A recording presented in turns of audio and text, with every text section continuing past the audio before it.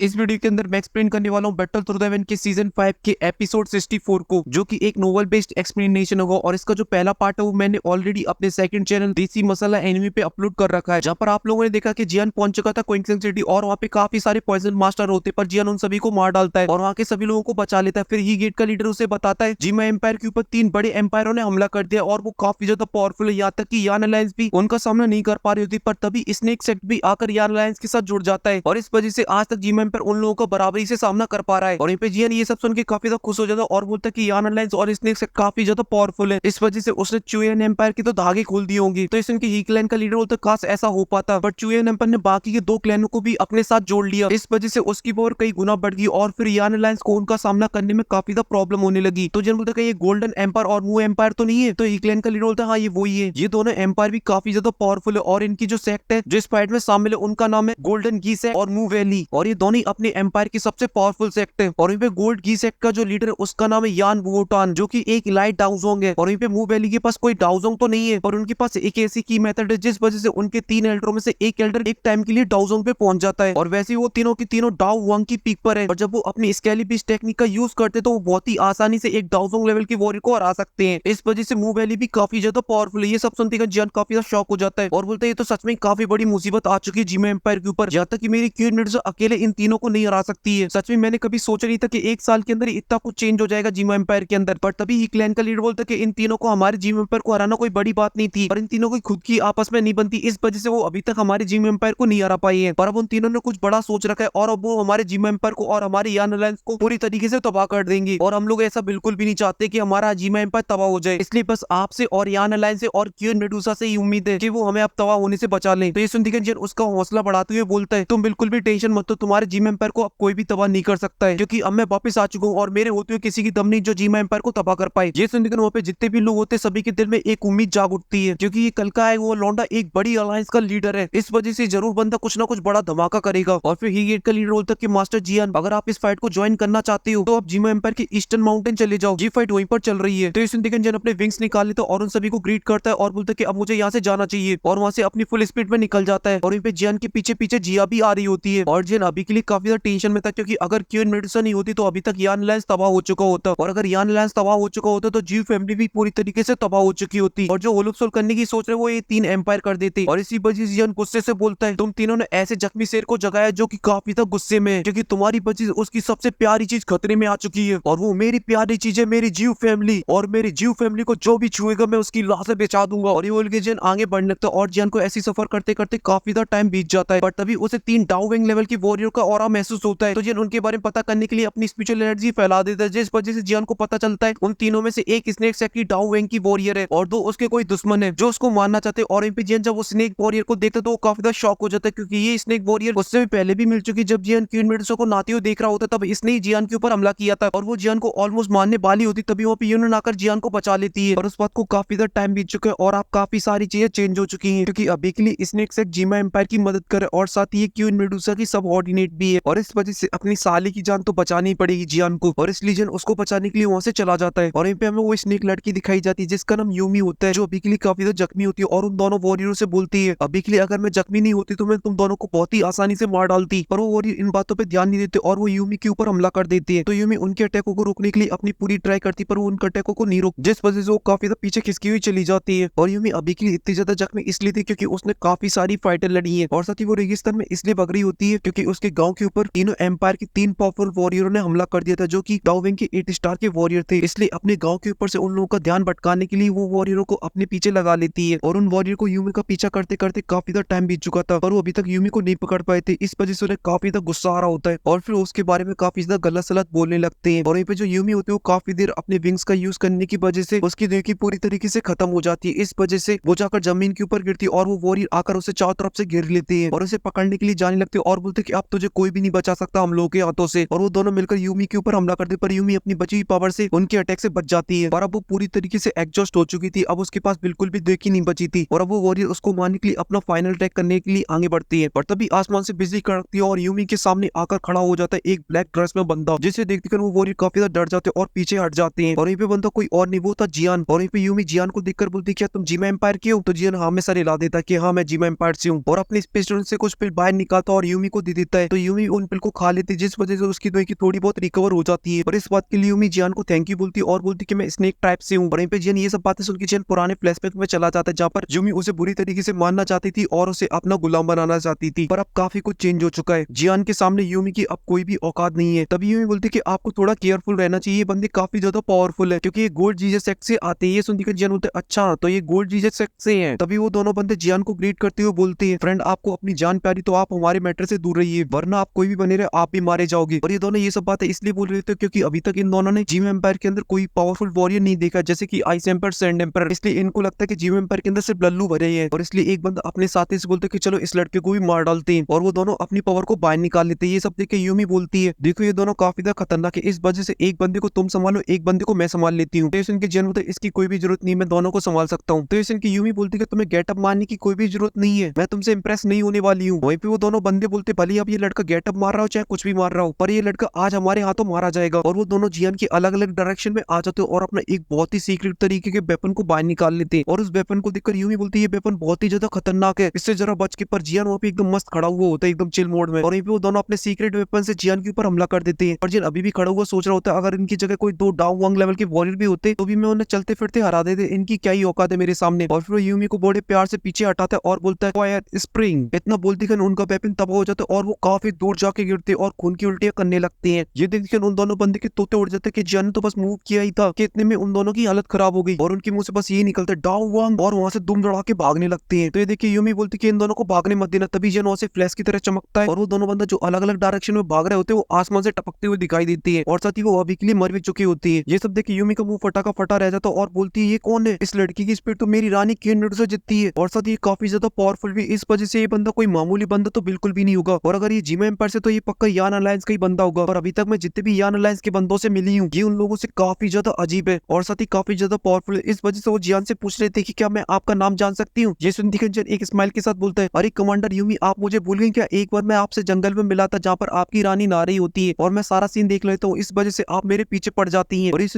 Yumi को सब कुछ याद आ जाता है और बोलती अच्छा तुम वही हो। और वो साथी जियान से काफी ज्यादा डर जाती है क्योंकि पिछली बार उसने जियान को ऑलमोस्ट मार ही दिया था। पर तभी जियान बोलता है कि तुम्हें डरने की कोई भी जरूरत नहीं, क्योंकि मैं वो सभी बातों को पहले भूल चुका हूँ, क्योंकि मैं जियान लड़कियों के मामले में थोड़ा सा कच्चा हूँ, इसलिए मैं उनको बहुत ही जल्दी माफ कर देता हूँ। और वहीं पे यूमी जियान नाम सुनती और भी ज्यादा शॉक हो जाती है क्योंकि वो एक साल से यान अलायंस के साथ काम कर रही थी और उसने जियान नाम काफी बार सुन रखा था यान अलायंस के लीडर का, पर वो कभी भी यान अलायंस के लीडर से मिली नहीं थी। पर फाइनली वो आज मिल भी ली उससे, जो कि काफी ज्यादा यंग है और पूरी यान अलायंस को चलाता है। तभी वो जियान से हल्के से पूछ लेती है क्या आप ही यान अलायंस के लीडर हो, तो जियान भी हमें से ला देता है। ये सुनकर यूमी अपने मन में सोच लेती है कि वक्त कितनी जल्दी बदल जाता है। एक टाइम तो ये लड़का मेरे सामने झुकता था पर आज ये टाइम है कि मुझे इसके सामने झुकना होगा। और फिर वो जियान के सामने झुकने लगती। तभी जियान बोलता है ये सब करने की कोई भी जरूरत नहीं है, मैं बस नाम का ही लीडर हूँ। तो ये सुनकर यूमी गुस्से में आ जाती है और बोलती ये बात तो तुमने एकदम बिल्कुल सही बोली, क्योंकि तुम जैसा आलसी लीडर मैंने आज तक नहीं देखा, कि अगर आज हमारी रानी क्वीन मेडुसा नहीं होती तो अभी तक तुम्हारा यान अलायंस कब का तबाह हो चुका होता। तो ये सुनकर जियान बोलता है कि मैं एक साल से ब्रेक थ्रू कर रहा था, इस वजह से मुझे इसके बारे में कोई भी आइडिया नहीं है। पर अभी के लिए क्या माहौल है, क्या सब कुछ ठीक हो गया। तो यूमी बोलती कि बिल्कुल भी ठीक नहीं चल रहा है यहाँ पर, क्योंकि कुछ टाइम पहले मेरी रानी और पॉइजन सेक्ट की लीडर के बीच में फाइट हुई थी, जिसमें दोनों काफी जख्मी हो गए थे। पर पॉइजन सेक्ट की लीडर तो वहां से चली गई अपनी इंजरीज को हील करने के लिए, पर मेरी रानी क्वीन मेडुसा को बिल्कुल भी हील करने का टाइम नहीं मिला, क्योंकि जिम एम्पायर के बॉर्डर के ऊपर गोल्ड जीसस सेक्ट का लीडर यान वोटान खड़ा हुआ है, और साथ ही मूव वैली के वो 3 एल्डर जिनके पास भी एक सीक्रेट तरीके की टेक्निक है जिससे वो डाउजोंग पे पहुंच जाती है, और उनका सामना अकेले कर रही है हमारी रानी क्वीन मेडुसा। और वो अगर हार जाती तो पूरा जिम एम्पायर अभी तक तबाह हो चुका होता। ये सुनकर जियान का दिल एकदम से टूट जाता है, क्योंकि आखिर उसके दिल में क्वीन मेडुसा के लिए एक सॉफ्ट कॉर्नर है। और ये यूं बताना स्टार्ट करती कि हमारी क्वीन मेडुसा ने काफी बार उन लोगों से फाइट करी है और वो कंटिन्यू एक साल से फाइट ही कर रही है, उन्हें अभी तक एक भी बार रेस्ट नहीं मिला है। और वो तीनों सेक्ट लीडर कोई मामूली सेक्ट लीडर नहीं, वो भी तीनों डाउजोंग पर है, और हमारे जिम एम्पायर के पास बस एक ही डाउजोंग है जो कि अभी भी उन लोगों के सामने डट के खड़ा हुआ है, क्योंकि वो जिम एम्पायर को गुलाम नहीं बनने देना चाहता है। तो इस देखकर जियान बोलता है कि हाँ मुझे पता है कि मेरी कायलिनी अकेली डाउजोंग है इस जिम एम्पायर के अंदर। ये सुनकर यूं ही मुंह बनाते हुए बोलते हैं ठीक है मैं तुम्हें ले जाती हूँ, पर वहाँ पर जाने से कोई फायदा तो है नहीं है, क्योंकि तुम एक डाउ वांगो मामूली से, और वहाँ पे लोग है डाउजोंग, इसलिए तुम वहाँ पे जाने के बाद दर्शक के अलावा और कुछ नहीं होगे। और वहीं पे जियान इतनी सारी बेइज्जती सुनने के बाद भी बस एक स्माइल कर देता है और फिर आसमान की तरफ देखता है और बोलता है चुटकी नीचे आ जा, क्या तू आसमान में टंगी रहेगी अब। और ये जिंदगी जिया आसमान से नीचे आ जाती है, और ये यूं इतने छोटे बच्चे की दुई की विंग्स देखते हैं वो काफी ज्यादा शॉक हो जाती है और बोलती इतनी छोटी लड़की के पास दुई की विंग्स कहाँ से आई और ये कैसे डाउ विंग पे पहुंच गई। जैसे निकन जब मुंह बनाती है बोलती है पहले तो मुझे छोटी मत बोल, और तेरी इन्फॉर्मेशन के लिए बता दूं मैं एक डाउ वांगू। ये सुनते यूं एकदम से शॉक हो जाती है और बोलती है चल क्या रहा है, पहले तो मैं जियान के सदमे से बाहर नहीं आ पाई, इतनी सी कम एज में ये डाउ वांग पे कैसे पहुंच गया। अभी छोटकी सी लड़की जो कल चलना सीखी होगी वो डाउ वांग पे पहुंच गई। अब ये सब देखने के बाद मुझे चल्लू को पानी में डूब मरना नहीं चाहिए। तभी जन बोलते सदमे से बाहर आ जा कि ये कोई मामूली लड़की नहीं है, ये एक मैजिकल बीस्ट है। और सत्य ये जितने छुटके दिख रही है वो इतनी छुटकी है नहीं है, और इसलिए अब हमें जल्द से जल्द वहाँ पे ले चलो जहाँ पे फाइट चल रही है। और ये बोलती है वो तीनों वहाँ से निकल जाते हैं। और जन अपने मन में बोलते काइलिन बस तुम मेरा थोड़ा सा इंतजार और कर लो, मैं तुम्हें बचाने के लिए आ रहा हूँ। और इसी के साथ ये एपिसोड यहीं पे खत्म हो जाता है। अगर आपको ये वीडियो पसंद आई तो प्लीज वीडियो को लाइक करें, चैनल को सब्सक्राइब कर दे। और आप लोगों को ये वाली वीडियो देखने के जियान अपनी बेटी से कब मिलेगा फर्स्ट टाइम, तो आप मुझे कमेंट में बता देना, क्योंकि ये वीडियो मैंने ऑलरेडी बना रखी है। और साथ ही मैंने इसे पहले अपलोड भी किया था, पर स्ट्राइक आने की वजह से मुझे उसे डिलीट करना पड़ा। और अगर आप लोगों को देखनी तो आप मुझे कमेंट में बता देना, मैं मिलूंगा आपसे नेक्स्ट वीडियो में। तब तक के लिए बाय।